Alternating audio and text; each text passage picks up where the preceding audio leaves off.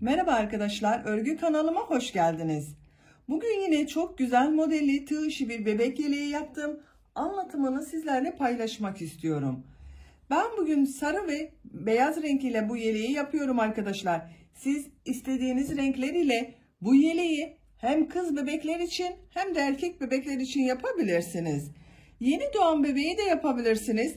9-10 yaşındaki kızınıza da yapabilirsiniz. Her yaş ve her ay grubu çocuklar için uygun bir model arkadaşlar. Yeleğin örgüsüne yakadan zincir yaparak başlıyoruz. Ben bugün 6-12 aylık bebek ölçüsünde anlatıyorum. Siz yeni doğan bebek için başlayacaksanız daha az sayıda başlamanız iyi olacaktır. Daha büyük bebekleriniz için yapıyorsanız da bu başlama zincir sayısını bebeğinizin boyun çevresine göre ölçerek başlarsanız iyi olacaktır. Bu yeleğin örgüsünde iplik olarak ben bu iki renk ipliği kullandım. Bakın, beyaz renk olarak Alize Happy Baby markalı bir iplik, kullandığım iplik üzerinde 100 gramda 330 metre yazıyor. Sarı renk iplik olarak da Nakolux Minnoş Baby ipliğini kullandım. Bu sarı renk ipliğin renk numarası 184 arkadaşlar. Siz bunu dediğim gibi istediğiniz renk iplik ve markaları kullanarak bu yeleği örgüsünü yapabilirsiniz. Tığ olarak da bu tığı kullandım arkadaşlar. 5 numara 3 milimetrelik tığ bakın. Siz elinizin sıklığına, ipliğin kalınlığına göre daha ince tığ da kullanabilirsiniz. Daha büyük numaralı tığ da kullanabilirsiniz. Daha büyük numaralı tığ kullanırsanız aynı sayıda yaptığınız zaman ölçünüz daha büyük olacaktır. Daha küçük numaralı 2 milimlik tığ kullanırsanız bu yeleği yeni doğan bebek için yapmış olursunuz. Düğme olarak bakın, bu roba bölümüne 3 adet düğme yaptım arkadaşlar. Arka görüntüsü de bu şekilde. Açalım. Açık olarak da yeleğin şeklini görelim. Bakın, örgünün ters tarafının görüntüsü böyle. Her iki tarafta çok düzgün görünüyor. Açık olarak da bu şekilde. Ölçülerini söylüyorum size. Başlamadan önce fikriniz olsun.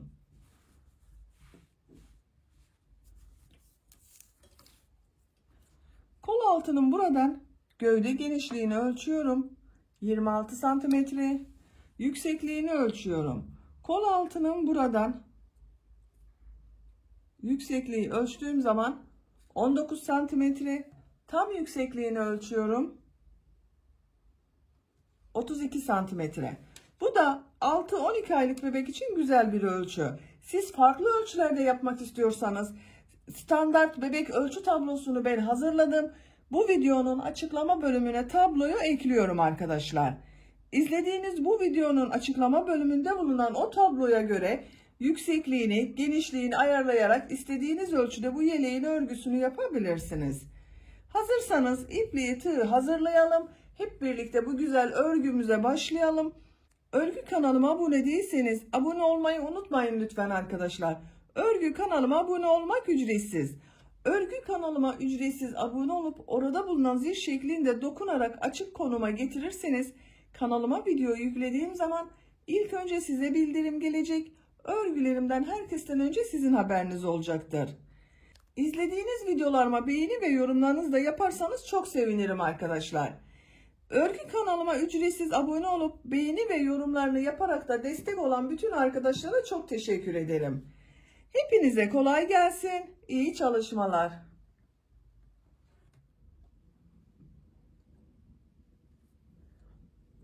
Örgüye yakadan zincir yaparak başlıyoruz. Zincir yapabilmek için ilk ilmeği ben bu şekilde yapıyorum. Size nasıl kolay geliyorsa ilk ilmeği öyle yapabilirsiniz. Ve zincirleri yapmaya başlıyorum. Çok sıkı zincirler yapmayalım arkadaşlar. Bu zincirler üzerine bir sonraki sırada trabzanlar yapacağız. 80 zincir yapıyorum.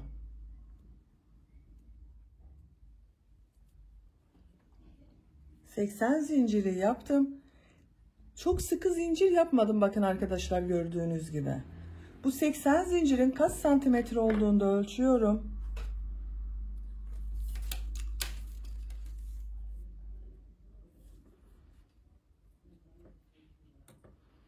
Ölçtüğüm zaman 32 santimetre uzunluk var. Benim yapacağım ölçü için yeterli.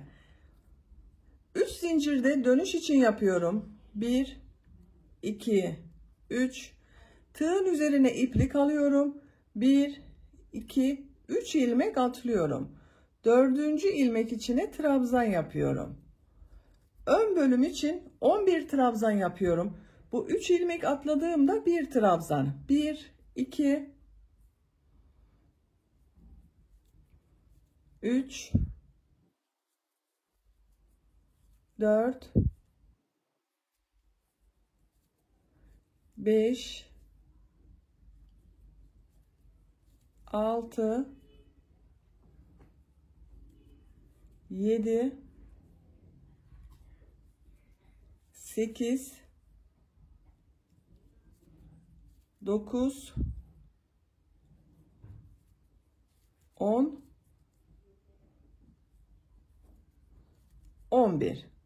1, 2, 3, 4, 5, 6, 7, 8, 9, 10. 11 trabzanı yaptım. 2 zincir yapıyorum. Yanında bulunan, bakın, ilmek içine, aynı ilmeği değil, yanında bulunan ilmek içerisine kol bölümü için ilk trabzanı yapıyorum. Kol bölümüne 18 trabzan yapacağız. 1, 2, 3, 4, 5, 6, 7, 8,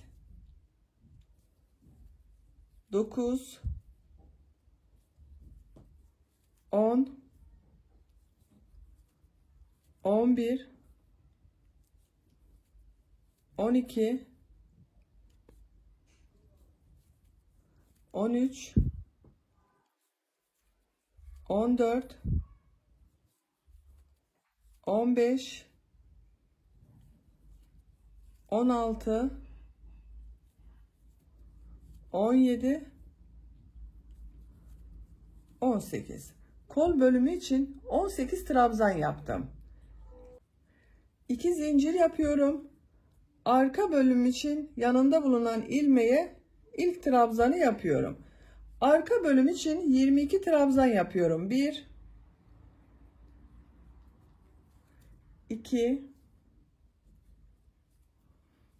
3, 4, 5,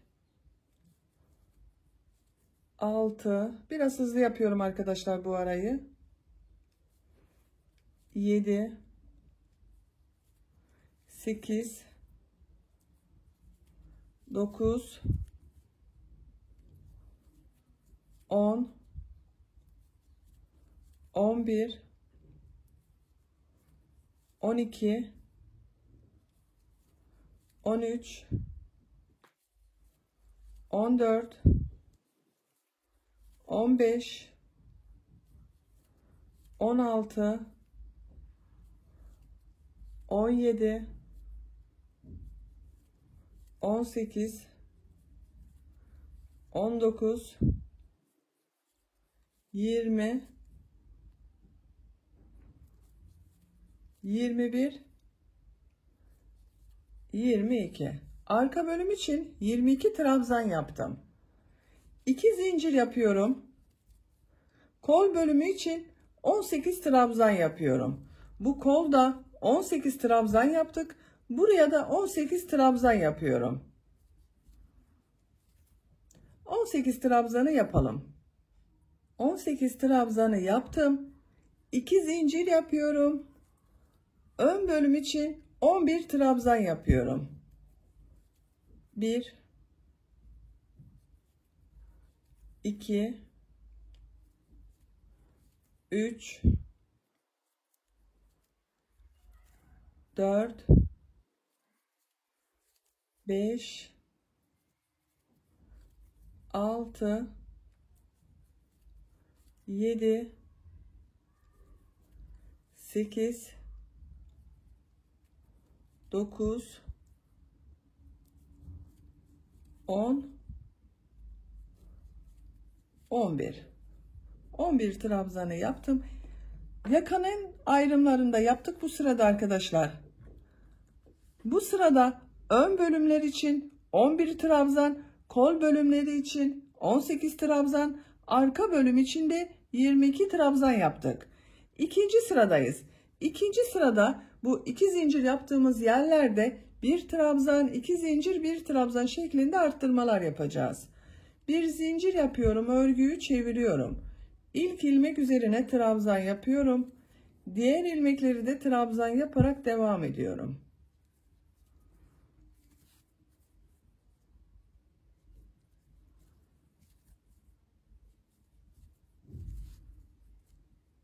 Her ilmek üzerine bir trabzan yapıyoruz.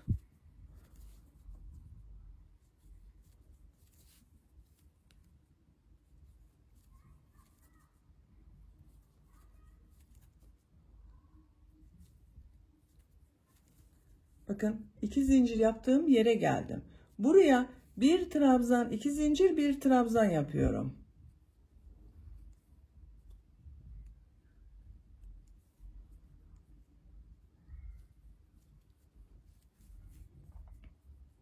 Bir trabzan, 2 zincir, bir trabzan şeklinde arttırmayı yaptık. Diğer ilmekleri trabzan yaparak devam ediyorum. Arttırma yapacağımız buraya kadar devam edelim. Arttırma yapacağımız yere kadar trabzanları yaptım. Bu arttırma yerine de bir trabzan, 2 zincir, bir trabzan yapıyorum.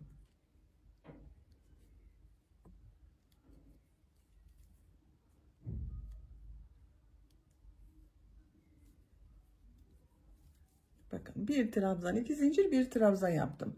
Bu bir trabzanın birisi kol bölümü için, bir diğeri arka bölüm için oldu. Diğer ilmekleri trabzan yaparak devam ediyorum. Arttırma yapacağımız buraya kadar devam edelim. Arttırma yapacağımız yere kadar trabzanları tamamladım. Bu arttırma yerine bir trabzan, 2 zincir, bir trabzan yapıyorum. Bir trabzan, 2 zincir, bir trabzan. Kol bölümünde bulunan ilmekleri trabzan yaparak devam ediyorum. Arttırma yapacağımız buraya kadar devam edelim. Arttırma yapacağımız yere kadar bakın trabzanları tamamladım. Bu arttırma yerine de bir trabzan, 2 zincir, bir trabzan yapıyorum.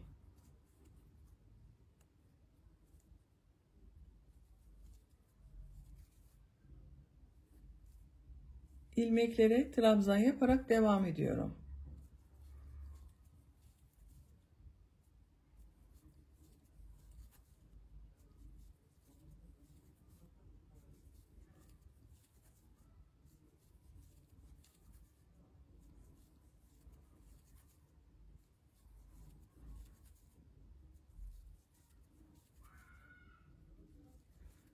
Sıra sonunda bulunan bakın bu 3 ilmek atlayarak bir trabzan yapmıştım. Bunun bu son ilmeğin üzerine tığ takıyorum. Bir trabzan yapıyorum. İkinci sırada arttırmaları da yaptık arkadaşlar. Bakın bu şekilde bu 4 noktadan bir trabzan, 2 zincir, bir trabzan şeklinde arttırmalar yaptık. Üçüncü sıradayız. Bir zincir yapıyorum, örgüyü çeviriyorum. İlk ilmek üzerine trabzan yapıyorum. Diğer ilmekleri de trabzan yaparak devam ediyorum. Her ilmek üzerine bir trabzan yapıyorum.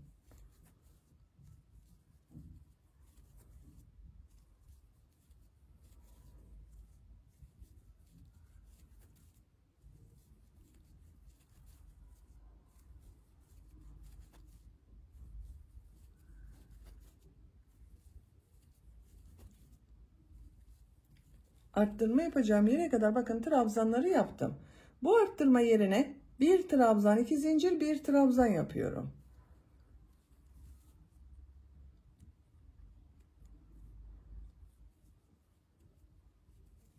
Bir trabzan, 2 zincir, bir trabzan yaptım. Diğer ilmeklere trabzan yaparak devam ediyorum. Bakın arttırma yerine bir trabzan, 2 zincir, bir trabzan yapıyoruz. 11 trabzan ile başladık. İkinci sırada 12 trabzan oldu. Üçüncü sırada 13 trabzan oldu. Sayalım isterseniz, bakın 1, 2, 3, 4, 5, 6, 7, 8, 9, 10, 11, 12, 13. Her sırada bir trabzan artıyor arkadaşlar. Bu şekilde arttırmalar yaparak sıra sonuna kadar devam edelim. Bu arttırma yerlerinde bir trabzan, iki zincir, bir trabzan şeklinde arttırmalar yapıyoruz. Diğer ilmeklere birer defa trabzan yapıyoruz. Sıra sonuna kadar tamamlayalım. Üçüncü sırada her ilmek üzerine birer defa trabzan yaptım. Bu arttırma yerlerinde de bir trabzan, iki zincir, bir trabzan şeklinde arttırmalar yaparak sıra sonuna kadar tamamladım. Bakın arkadaşlar. Görüntüsü böyle. Dördüncü sıradayız. Bir zincir yapıyorum. Örgüyü çeviriyorum.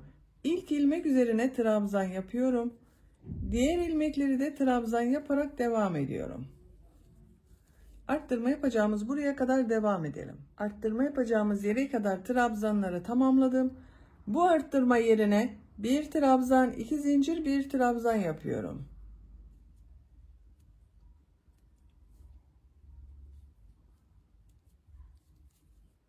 Bir trabzan, iki zincir, bir trabzan yaptım. Diğer ilmekleri trabzan yaparak devam ediyorum. Bakın. Robanın örgüsü artık bu şekilde devam edecek. Bu 4 noktadan arttırmalar yaparak sıra sonuna kadar devam edelim. Bir zincir yapıp geriye dönelim. Arttırmalar yaparak robanın örgüsüne devam edelim. Bakın. Şöyle. Katladığımız zaman görüntüsü böyle görünüyor. Yaka görüntüsü böyle oluyor. Yapacak olduğunuz bebeğinizin büyüklüğüne göre bu 4 noktadan bir trabzan, iki zincir, bir trabzan şeklinde arttırmalar yapalım. Diğer ilmeklere de birer defa trabzan yaparak robanın yüksekliğini tamamlayalım. Roba örgüsünü bu 4 noktadan arttırmalar yaparak 11 sıra olarak tamamladım. Sayıyorum: 1, 2, 3, 4, 5, 6, 7, 8, 9, 10, 11. Kaç santimetre olduğunu da ölçüyorum. Şu şekilde ölçtüğüm zaman 10 santimetre yükseklik var arkadaşlar. Benim yapacağım ölçü için bu yeterli. 11. sırayı ben sarı renk iplik ile yaptım. Siz istediğiniz renk iplik ile yapabilirsiniz. Kendi rengiyle de yapabilirsiniz. Ben hem kız bebek hem de erkek bebek kullanabilsin diye sarı renk ipliği tercih ettim. Siz bunu farklı renkler ile de yapabilirsiniz arkadaşlar. Bakın şu şekilde de görüntüsüne bakalım. 12. sıradayız. 12. sırada kol ve gövdenin örgüsünü birbirinden ayıracağız. Örgüye gövdenin örgüsüyle devam edeceğiz.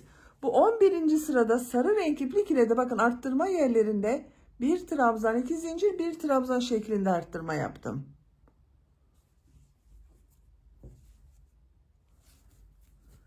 Bir zincir yapıyorum. Örgüyü çeviriyorum. Trabzan sırası yapıyoruz yine. İlk ilmek üzerine trabzan yapıyorum.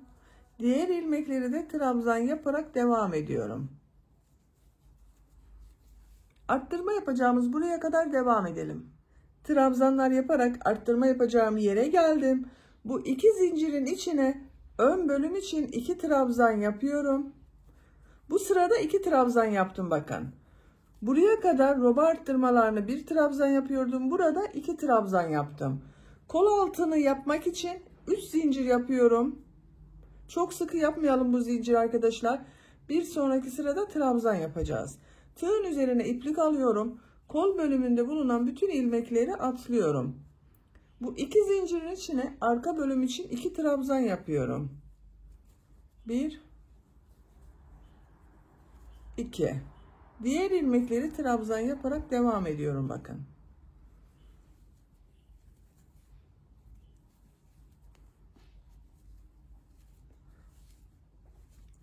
Kol altı için burada bakın ön bölüm için 2 trabzan yaptım. 3 zincir yaptım. Arka bölüm için 2 trabzan yaptım. Diğer ilmeklere trabzan yaparak bu arttırma yaptığımız yere kadar devam edelim. Arttırma yapacağım yere kadar arka bölümde bulunan trabzanları yaptım. Bu arttırma zincirini içine arka bölüm için 2 trabzan yapıyorum.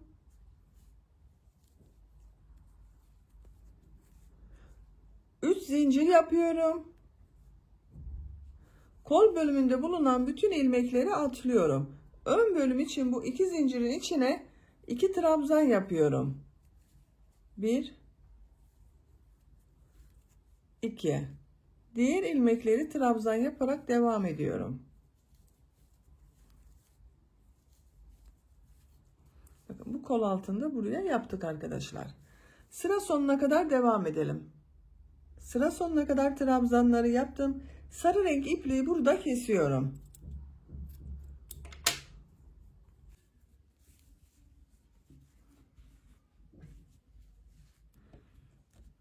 Şekli böyle oldu gördüğünüz gibi.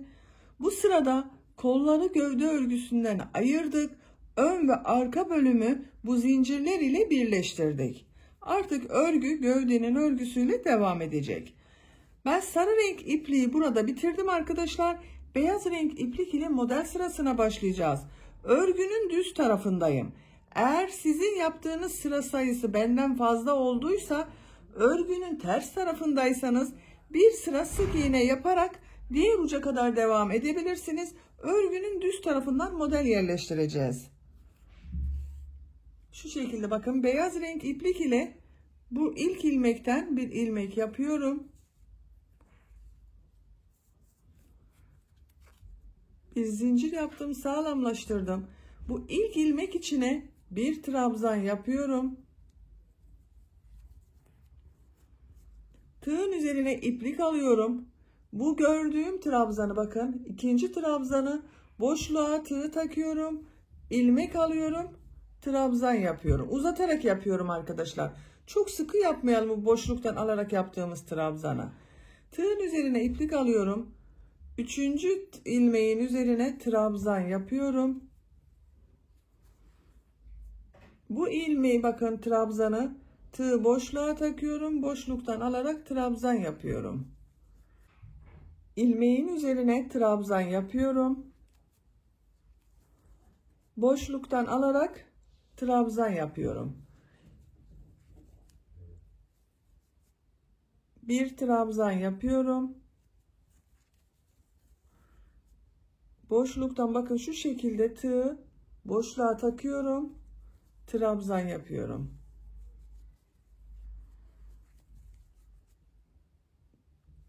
Trabzan yapıyorum.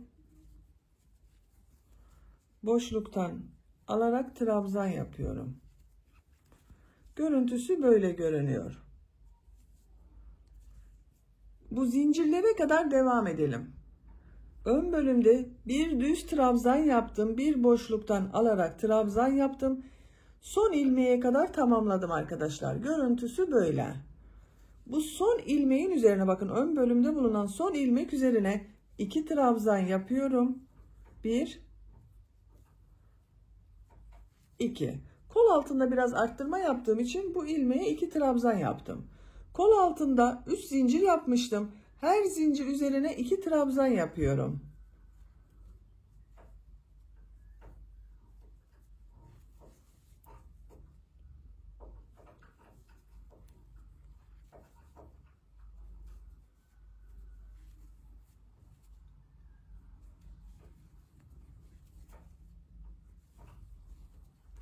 Bakın.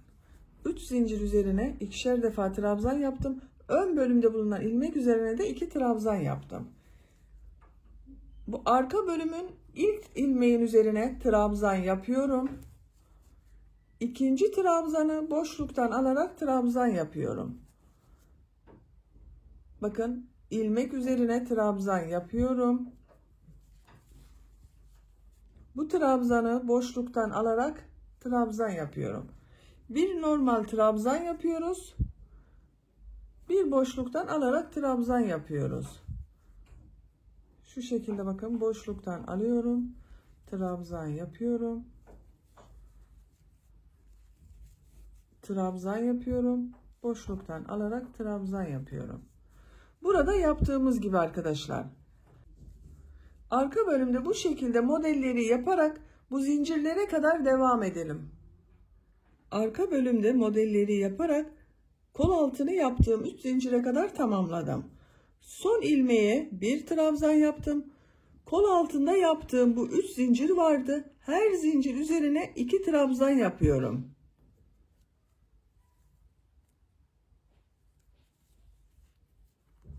Bir,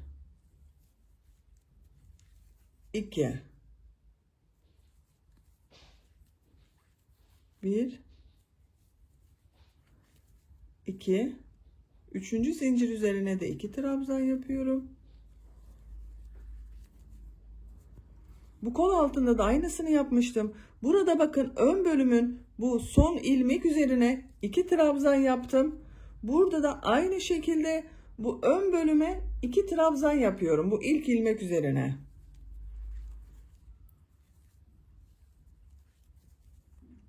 Dört tane 2 trabzan yapmış olduk bakın ilmekler üzerine arkadaşlar. Bu ikinci trabzanı boşluktan alıyorum. Trabzan yapıyorum. İlmek üzerine bir trabzan yapıyorum. Bu trabzanı tığ boşluktan takıyorum. Trabzan yapıyorum. Normal trabzan yapıyorum. Boşluktan trabzan yapıyorum. Sıra sonuna kadar devam edelim. Sıra sonuna kadar tamamladım. Sıra sonunda bakın bir ilmek kaldı. Bu ilmek üzerine de bir trabzan yapıyorum. Görüntü olarak bu ön bölüm ile buranın aynı olması gerekiyor arkadaşlar. Bakın burada da bir trabzan ile başladım. İkinci trabzanı boşluktan alarak trabzan yaptım. Sıra sonunda da bakın son trabzan yaptım. Ondan önceki trabzanı boşluktan alarak trabzan yaptım. Modelimiz bu kadar oluyor arkadaşlar. Bir boşluktan alıp trabzan yapıyoruz. Bir düz trabzan yapıyoruz. Bakın. Bir zincir yapıyorum. Örgüyü çeviriyorum. Bir sıra sık iğne yapıyoruz. Bu ilk ilmek üzerine sık iğne yapıyorum. Diğer ilmekleri de sık iğne yaparak devam ediyorum. Her ilmeğe bir sık iğne yapıyorum. Sıra sonuna kadar devam edelim. Sıra sonuna kadar bir sıra sık iğneyi yaptım. Görüntü olarak böyle bakın arkadaşlar. Bu sırada tekrar sarı renk ipliğe geçiş yapıyorum. Siz isterseniz ipliği keserek de yapabilirsiniz. Bu şekilde içte tutarak da yapabilirsiniz. Bakın onu da gösteriyorum arkadaşlar. Her sırada kesmek istemezseniz bakın hangisi size kolay geliyorsa o tekniği uygulayabilirsiniz. Bakın ilmeğimin rengini sarı renk yaptım. Bir zincir yapıyorum, sağlamlaştırdım. Bu ilk ilmek üzerine trabzan yapıyorum. Bu sırada bu bakın boşluktan alarak yaptığımız trabzanların üzerinde bulunan ilmeklere trabzan yapacağız. Düz yaptığımız trabzanları boşluktan alarak trabzan yapacağız. Tam tersini yapıyoruz. İkinci ilmek üzerine de trabzan yapıyorum. 2 trabzanı yaptım. Bakın burada bir alt sırada düz trabzan yaptım. Bunu boşluktan alıyorum. Trabzan yapıyorum. Uzatarak yapıyorum bakın. Bu düz bakın boşluktan alarak yaptığım trabzanın üzerine trabzan yapıyorum. Bu trabzanı boşluktan alıyorum. Trabzan yapıyorum. Bu trabzanı üzerine trabzan yapıyorum. Trabzanı boşluktan alarak trabzan yapıyorum. Boşluktan aldığım bu trabzanın üzerinde bulunan ilmeğe trabzan yapıyorum.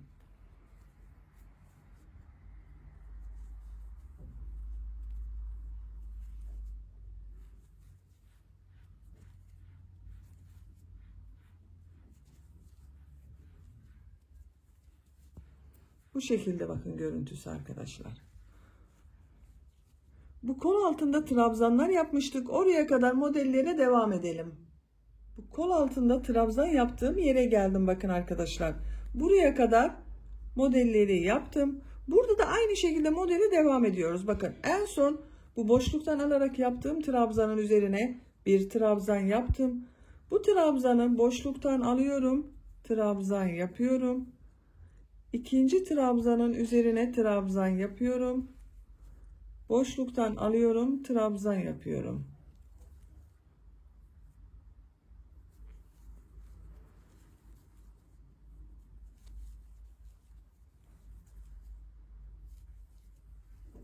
Kaydırmazsanız hiçbir sorun olmayacaktır.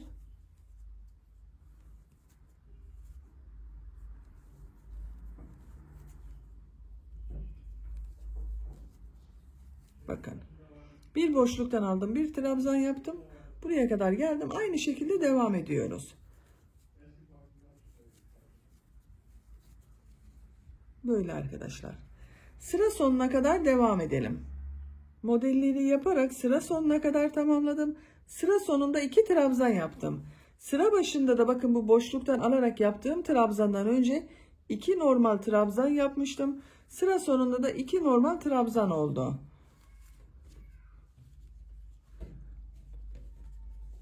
Bakın. Bu şekilde görünüyor arkadaşlar. Sık iğne sırasındayız. Bir zincir yapıyorum, örgüyü çeviriyorum. İlk ilmek üzerine sık iğne yapıyorum. Diğer ilmekleri de sık iğne yaparak devam ediyorum. Sıra sonuna kadar devam edelim. Sık iğneler yaparak sıranın sonuna kadar tamamladım. Bakın görüntüsü böyle arkadaşlar. Tekrar beyaz renkli ipliğe geçiş yapıyorum burada. Bakın bunu göstermek istemiştim. Burada beklettiğim ipliği şu şekilde içeriye çekiyorum. Çok da sıkı çekmeyelim, burası çekmesin. Bir zincir yapıyorum, örgüyü çeviriyorum.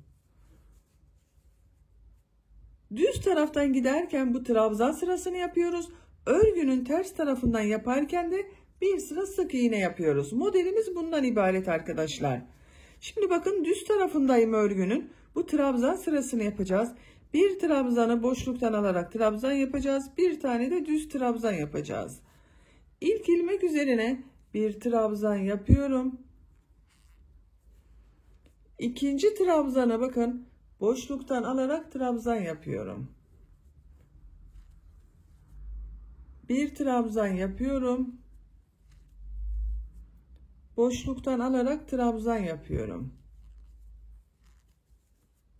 Trabzan yapıyorum. Boşluktan alarak trabzan yapıyorum.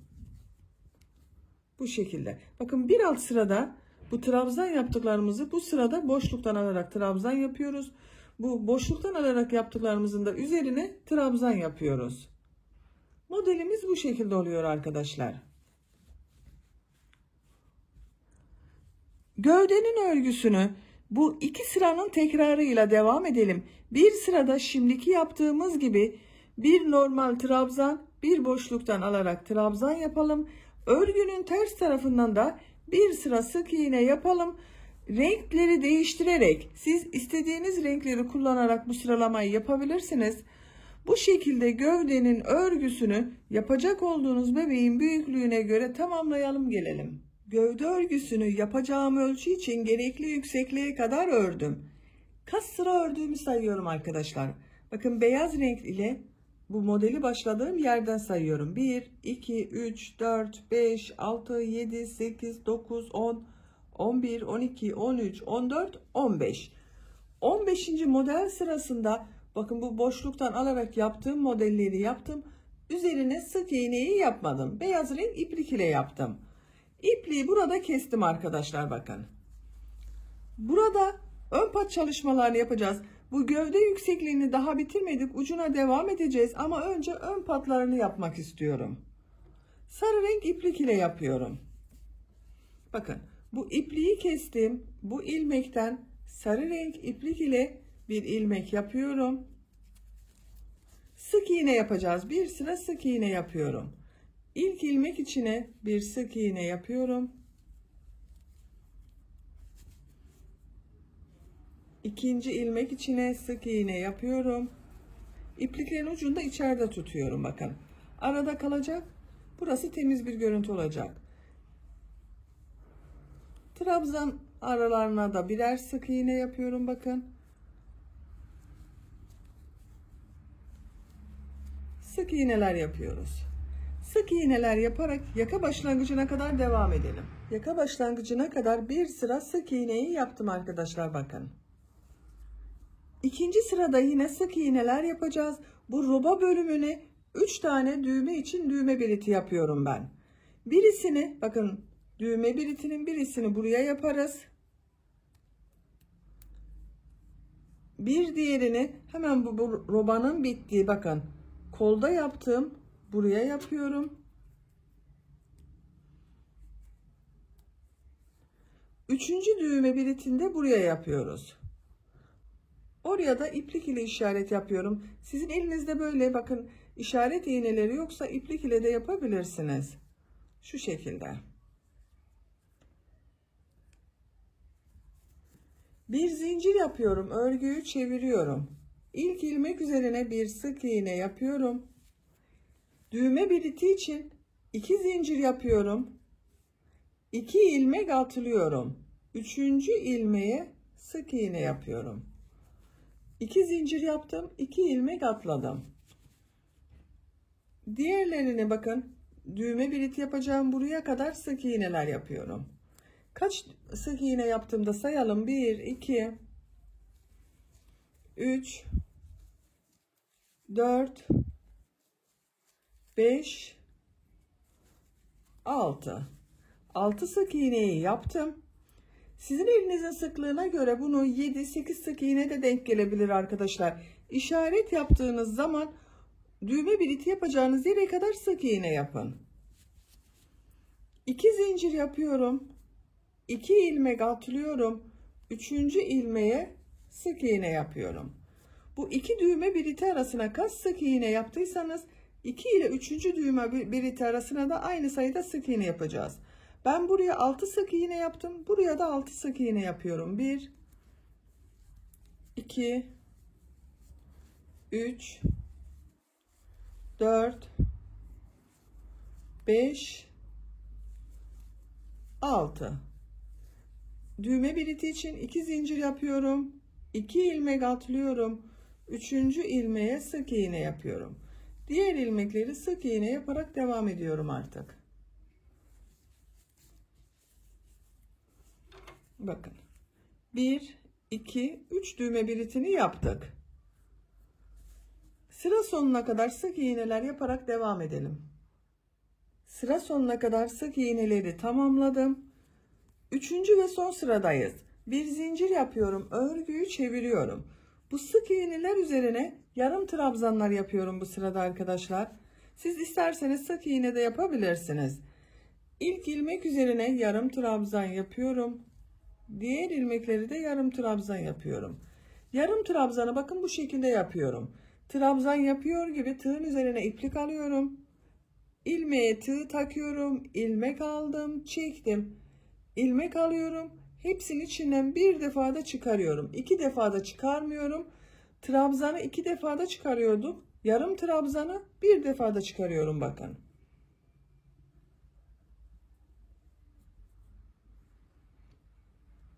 Elimi takip ederseniz daha iyi anlaşılır. Trabzanı bir defa da çıkarıyorum.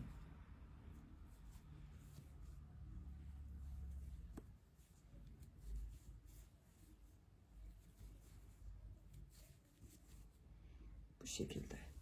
Düğme biliti yaptığımız buraya kadar devam edelim. Yarım trabzanlar yaparak düğme bilitin olduğu yere kadar tamamladım. Buraya 2 zincir yapmıştım. Onun üzerine 2 yarım trabzan yapıyorum. 1, 2. Diğer ilmekler üzerine yarım trabzanlar yapıyorum. 2 zincirlerin üzerine ikişer tane yarım trabzan yapıyoruz. Bakın, buraya 2 yarım trabzan yapıyorum.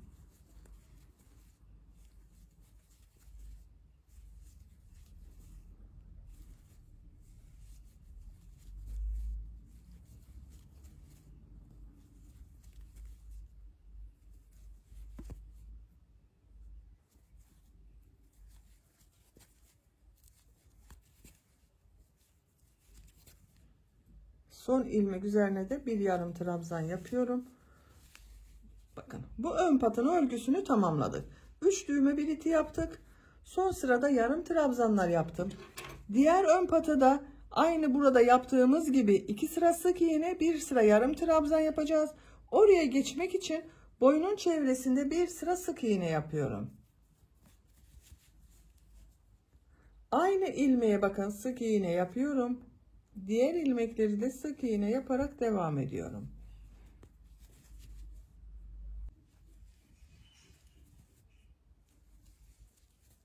Bu şekilde. Yakanın çevresinden sık iğneler yaparak buraya kadar devam edelim. Bu ön patta da burada yaptığımız gibi 2 sıra sık iğne, 1 sırada yarım trabzanlar yapalım. Buraya kadar tamamlayalım. Yakanın çevresinde 1 sıra sık iğneyi buraya kadar tamamladım. Burada da 2 sıra sık iğne, 1 sırada yarım trabzan yaptım. Burada yaptığımızın aynısını yaptım. Sadece buraya düğme biliti yapmadım arkadaşlar. Bakın düz yaptım. Buraya kadar tamamladım. Etek ucunda 1 sıra trabzan sırası yapacağız. 3 zincir yapıyorum. Bu ilmek içine bir trabzan yapıyorum. Diğer ilmekleri de trabzan yaparak devam ediyorum. Her ilmeğe bir trabzan yapıyorum.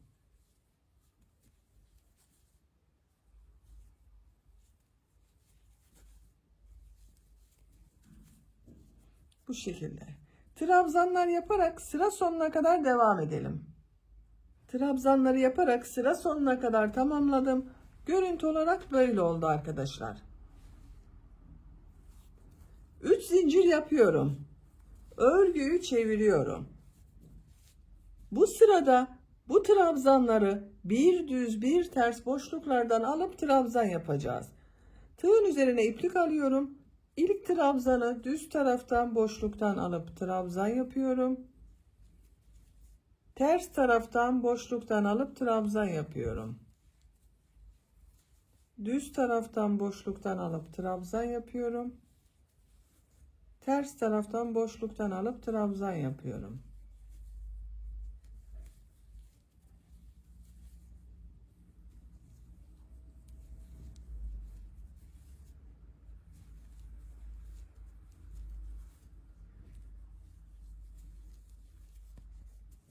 Görüntüsü böyle oluyor bakın. Sıra sonuna kadar devam edelim. Sıra sonuna kadar tamamladım. Bu sırada trabzanları bir düz bir ters boşluklardan alıp trabzan yaptım arkadaşlar. Bakın sıra sonunda bir trabzan kaldı. 3 zincir yaparak yaptığım bir trabzan vardı. Bunu boşluğa tığ takıyorum, trabzan yapıyorum. 3 zincir yapıyorum. Örgüyü çeviriyorum. Bu sırada bu trabzanları nasıl görüyorsak o şekilde boşluktan alarak trabzan yapacağız. İlk trabzan bakın ters tarafta görünüyor. Ters taraftan boşluktan alıyorum. Trabzan yapıyorum. Düz tarafta görünüyor. Düz taraftan boşluktan alıp trabzan yapıyorum. Nasıl görüyorsam o şekilde boşluklardan alıp trabzan yapıyorum.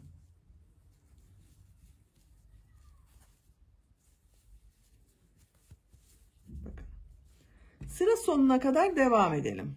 Trabzanları nasıl görüyorsam o şekilde boşluklardan alıp trabzan yaparak sıra sonuna kadar tamamladım. Son ilmekte ipliği kesiyorum arkadaşlar. Bakın bu benim yapacağım ölçü için yeterli görüyorum. Siz tercihinize göre bir sıra daha nasıl görüyorsanız o şekilde boşluktan alıp trabzan yapabilirsiniz. Yeleğin örgüsünü böylece tamamlamış olduk. Bakın çok güzel oldu arkadaşlar. Ben düğmelerini de diktim. Bu düğme biliti yaptığım yerlerin karşı robasında tam denk gelen yerlere birer tane düğme diktim. Şu şekilde takıyorum.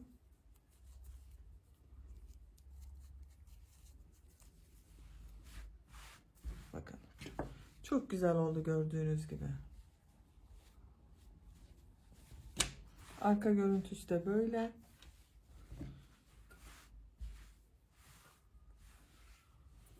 Açık olarak da görelim yeleği arkadaşlar. Bu modeli hem kız bebeklerimiz için hem de erkek bebeklerimiz için yapabiliyoruz. Bakın. Örgünün ters görüntüsü böyle.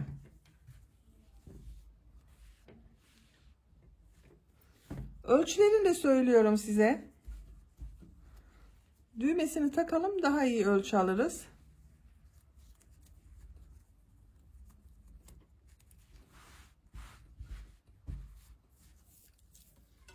Kol altının buradan gövde genişliğini ölçüyorum. 26 santimetre.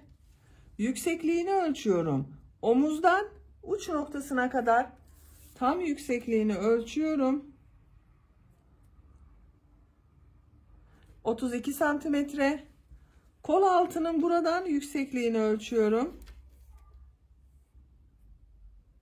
19 santimetre. Bu da 1 yaş bebek için güzel bir ölçü oldu. Ben bugün 6-12 aylık bir bebek için bunu yaptım arkadaşlar. Bebeğiniz çok kilolu olmazsa 1,5-2 yaşa kadar da çok rahat kullanılabilir. Sarı renk iplikten, bir yumak iplikten de elimde bakın bu kaldı.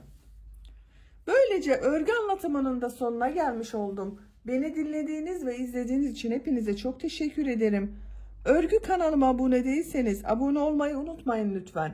Örgü kanalıma abone olmak ücretsiz.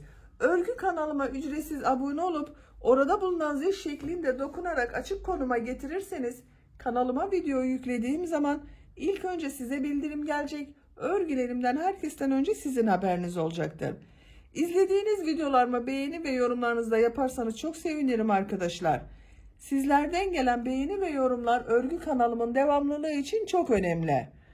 Örgü kanalıma ücretsiz abone olup beğeni ve yorumlarıyla da destek olan bütün arkadaşlara çok teşekkür ederim. Sizlerle yeni örgülerde görüşmek dileğiyle. Hoşça kalın, sevgiyle kalın.